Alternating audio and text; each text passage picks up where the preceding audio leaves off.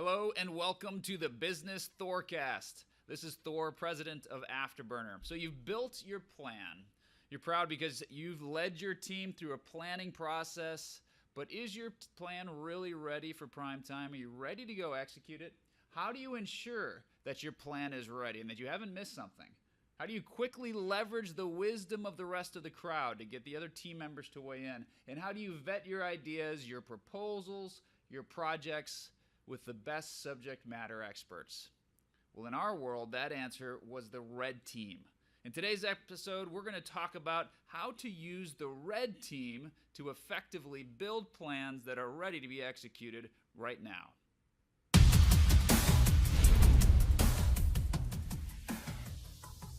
All right, so you got your team together, you got all the stakeholders in the room, and you used our running process, you used the 6 steps in planning, and you're excited because you have a plan in hand, but now you're asking yourself, is this plan ready to be executed? And if you're like most groups, you're probably running into one of 2 problems that we typically see. At this stage, when they're putting the plan together, the group either hasn't considered enough of the threats, meaning they haven't looked at all of the things that have gone wrong. They're sitting so close to the problem, so close to the plan, that they don't see the forest for the trees, and there's some glaring omissions that if anybody else were to put eyes on this plan, they'd be able to help them out and give them. But because we have this bias towards action and we're rushing to build this plan and we're supposed to have it out there yesterday, we've built this plan and it's not quite ready to execute. That's challenge number 1 that we see during the planning process. Challenge number 2, and this is probably more likely with your teams, is that you land in analysis paralysis. This is where you and your team sit back and admire the problem, and even though you have a solution that you're pretty confident is ready to be executed, the rest of the team says, well, let's not so fast, let's slow this down, let's have one more conversation about it, let's schedule one more meeting next week and go back out and do some fact finding and continue to have a dialogue about it. And you're part of one of those teams that likes to talk about the problem, likes to talk about the plan, and never really gets to the action phase. Well, the prescription for both of those scenarios, whether you're not identifying enough of the threats or you're getting caught in analysis paralysis, is the red team in our world. Let's talk a little bit about what that means and where that comes from. So as a fighter pilot, we use the red team to hone our skills as pilots and to get better as a team. And the way we use it, the red team was quite literally a group of people that were trained in the tactics and the capabilities of the other nations that we could potentially be up against. And they would train and fly exactly the same way that we knew those nations liked to fly. And what we do is we'd build a plan on our side, and with the rest of our team that we're flying with, we'd build this mission plan, we'd go fly it, and of course a training simulation against this red team. We called them the Red Air. And the Red Air would simulate flying as if they were the enemy, and we would learn from that experience what parts of our plan worked well and where we were missing things in our plan to execute it. We would very quickly identify in an environment where there's no consequences where our plan would fail. And it was extremely valuable because it did 2 things for us. First of all, it pointed out the glaring errors, and there were always errors to talk about. There was always something to go back to the drawing board and improve upon with our planning process. But this allowed us to very quickly bring those to the surface so that we could address them. The second thing we did, and this is a little more subtle, and it's not necessarily the thing that you think of first, but it gave us confidence. Because we knew that we just flew our plan against a team that was simulating exactly what we would be up against. And because we put it up against this Red Air, we knew that even though the plan wasn't perfect, it was close enough and good enough, and if we would make the subtle changes based on our learnings from this simulation, that we would be ready. The plan was going to be ready to go execute it in reality. Quick story on red teaming. So we take red teaming so seriously in the military that we dedicate an entire squadron, an entire base basically, to it at Nellis Air Force Base in Nevada. And they've built out this huge portion of airspace over the Nevada desert. And we'll bring in all our squadrons that we fly with, and we'll bring in other nations up to, I've been there with, 12 nations at a time, so a dozen other nations at a time that we're flying with. And we will go fly against the Red Air, and it's called Red Flag because the entire exercise, with an air simulation, with a ground simulation, all the communications simulated, every single element that you can expect to find in a wartime scenario is simulated. We go and with our allies go fly with hundreds of aircraft up in the air at the same time, and there's no better simulation for our plans and how they're going to be executed and how our missions are going to turn out than for us to go up against the red air.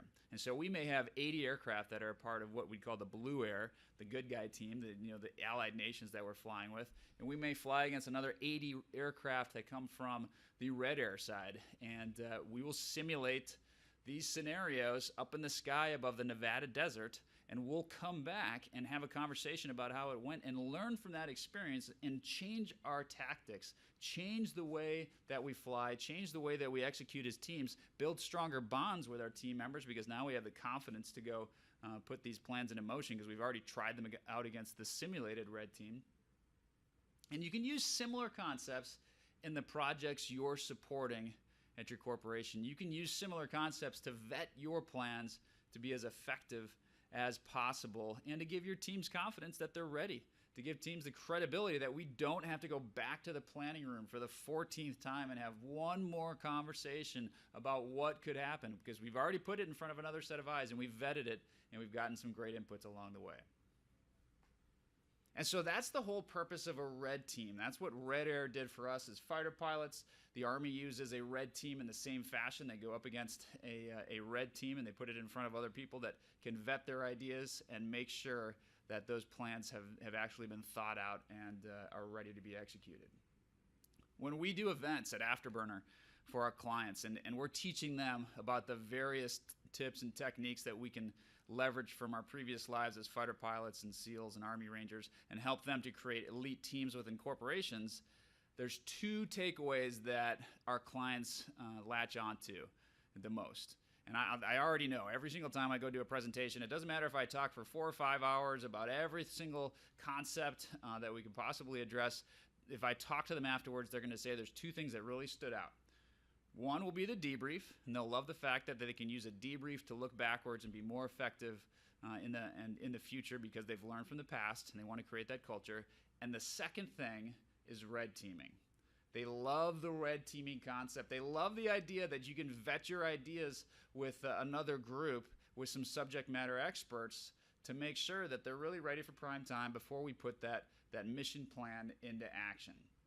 And so even though I think there's many other valuable parts of the methodology, those are the things that we end up talking about the most. So let's talk about in detail how you can use red teaming and why all of these corporations that we've worked with across the globe have embraced it and use this, and they'll take pictures of themselves with red hats on and send them back to us as they continue to use red teaming even after we're gone and we're no longer consulting with them. And it's the thing that lingers and lasts, I think, longer than anything else. So let's talk about what the process of red teaming can do for you and how you would integrate that into your planning proposal. All right, so for red teaming, remember the concept is that we want to be able to vet our plans against the subject matter experts. As a fighter pilot, the red air were people that were trained to act as the simulated enemy. And in your case, you want to put your plan in front of the subject matter experts. So I want you to think about who are the experts across the globe that you'd like to have eyes on this plan. Because unlike the rest of the planning process, if you've listened to any of our academics on planning in the past, you know that we highly advocate, strongly advocate for having everybody in the room during the planning session. This is the one time it doesn't matter if they're in the room or not. The red team can be remotely dispersed. We did a red teaming session recently where we had the planning cell in one room, but the red team was in Cork, Ireland, and then somebody was woken up in the middle of the night in Singapore to be a part of this red team. But they were the subject matter experts, so we got to get their opinion and use them to vet our plan. I also want you to think outside of the box. So in the weeks leading up to your planning session, as you're building this red team, and the red team should be comprised of about 3 to 5 people, typically is what we look for. I want you to think outside the box. So don't just build the echo chamber. If this is a sales mission, don't just bring other sales leaders in there to be your red team. I want you to consider bringing somebody from human relations. I want you to consider bringing somebody from legal, from marketing. Maybe we should bring in one of our partners in the ecosystem, or even better, maybe let's bring in that customer so that we can show them our plan and they can tell us why the plan that we're building to serve them may or may not work. We want to get those insights, and the most powerful red teaming sessions that I've been a part of are ones where they don't just look down the hallway and say, hey, you want to be a part of the red team? And they bring in 3 random people into the conversation. It's when they deliberately, in the weeks leading up to it, pick the people that they would like to vet their plan the most so they get the best insights. So we had a great example of how powerful it is to bring in people that are outside of the echo chamber, outside of the functional group that you're typically working with. We were recently asked to help build $100 million mission plans, basically proposals for an organization. And in the weeks leading up to this event, we wanted to pick the red team. And as we're talking to the leaders and trying to figure out who's on the red team, of course they picked their COO, the person who's in charge of sales for the organization, and they picked 2 other sales leaders from around the country. And then they picked their senior vice president of HR, of human relations. And at first glance, the team was saying, well, this is a little bit of a surprise. We don't typically have the sales conversations with HR in the room. I mean, they're going to vet our $100 million sales proposals, and it doesn't right off the bat make sense that we have that person on the red team.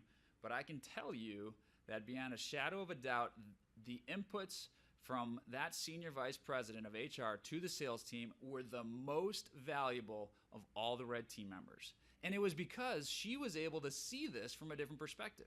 She was able to say, hey, great $100 million proposal, but have you considered that you're not really looking at the cultural component of this and what needs to change within the customers? If they were to see the value in this $100 million opportunity, what are they going to have to do internally for the transformation that needs to take place? And it opened the sales team's eyes to what they were really asking these clients to do. And it wasn't just a matter of getting them past the point of saying, sure, this $100 million proposal would be worthwhile to us. They had to get them to the point where they could truly believe they could implement it as well on the backside. And without the senior vice president of HR's inputs, they never would have had that conversation. They never would have made those changes to the plan.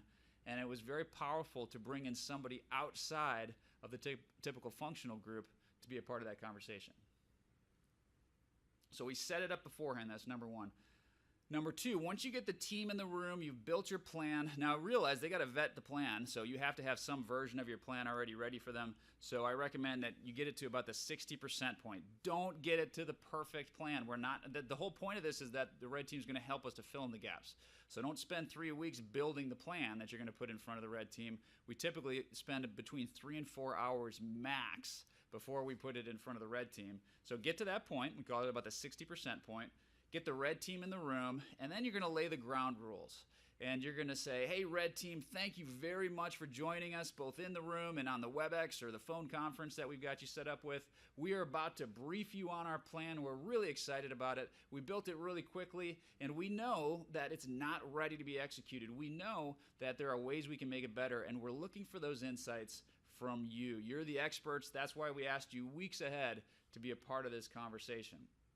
But this is not going to be a dialogue because we want to respect your time, red team. We want you to give us as many inputs as possible, but we're not going to debate you on those inputs. So you're going to tell us something, and we're just going to say thank you. Because the whole point of this is not to get into a debate or a dialogue. It's all about capturing as many critical assessments as we can and then give you back to your day at that point. So you're laying the ground rules with the red team. You're telling them that the expectation is they're going to listen to the briefing up front, no questions until you're complete with briefing your draft plan. And then from that point forward, they're going to give you their critical analysis. We typically leave some time for what we call clarification questions, and we will answer those questions. But if the red team has specific questions about, I don't understand this in your plan, or what do you mean when you say sales pipeline that's in the 3rd stage in your plan?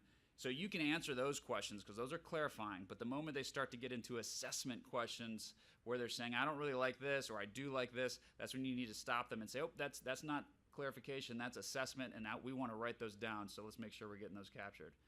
And then when they give you their assessments, we teach them, we want you to use constructive language. Don't say, hey, did you think of this? Or, hey, dummy, why didn't you do it this way? We want you to say, have you considered that there may not be enough time for this plan? have you considered that there's another group that's doing a similar plan and you could borrow ideas from them?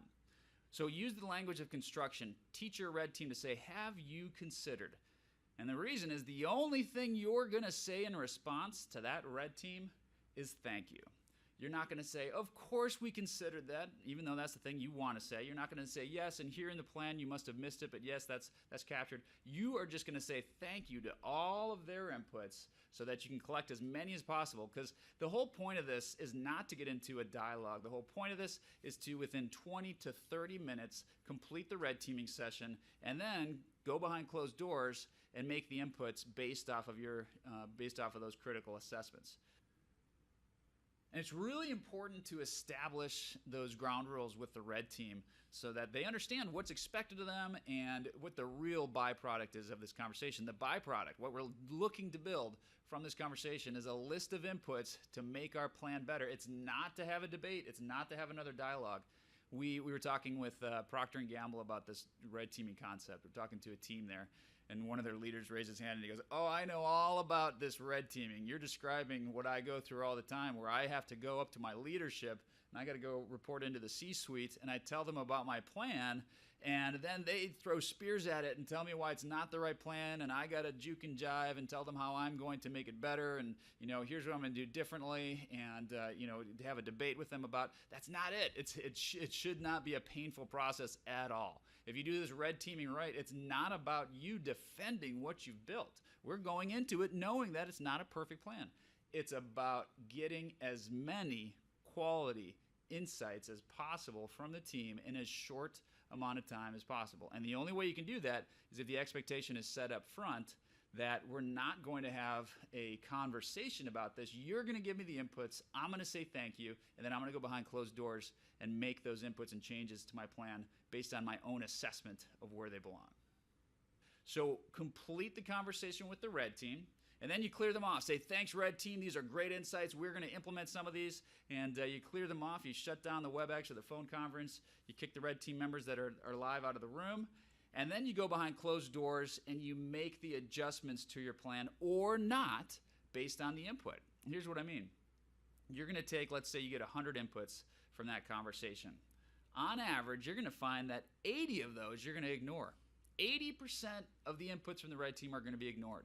And the reason is because you did already think of that. You had considered it. And even though you didn't lay that out in your plan, that was something you had thought about already, so you're not going to make any adjustment to your plan. That's the whole reason we don't debate, because there's no point in us telling them, yes, we did consider that. We're going to ignore what you're saying. But the secret is, yes, when you go behind closed doors, you are going to ignore about 80% of those comments. Now, about 5% of those comments are going to be what we call contingencies. And that means that's something that could happen, but the likelihood is pretty low of that occurring, but the impact would be high. So, okay, let's make a contingency in the next step to make sure that we've considered that. So somebody could say, have you considered that our executive vice president might quit next month? And you think, well, yeah, I guess that could happen. And likelihood's not very high. Seems like they're really happy and they're on board. But the impact would certainly be significant. So sure, we'll build in a contingency plan based off of that comment. 5% of the red team inputs will be thrown in the contingency bucket.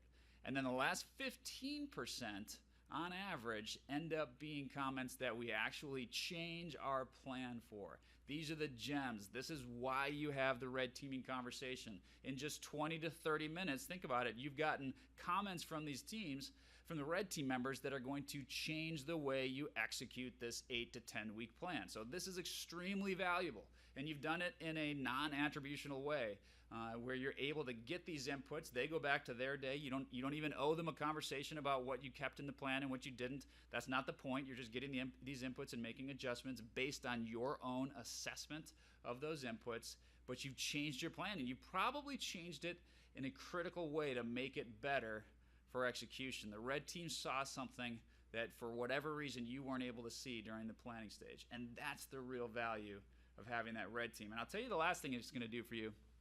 It's going to start to change your culture. Everybody talks about being able to respond faster to the market environment. They talk about being agile. They talk about having a learning culture, being able to iterate quickly. And that's all great. Those are all great concepts. But we don't often talk about the behaviors that lead to those concepts. This is one of the easiest ways to start building that learning organization. This is one of the easiest ways to start becoming more agile.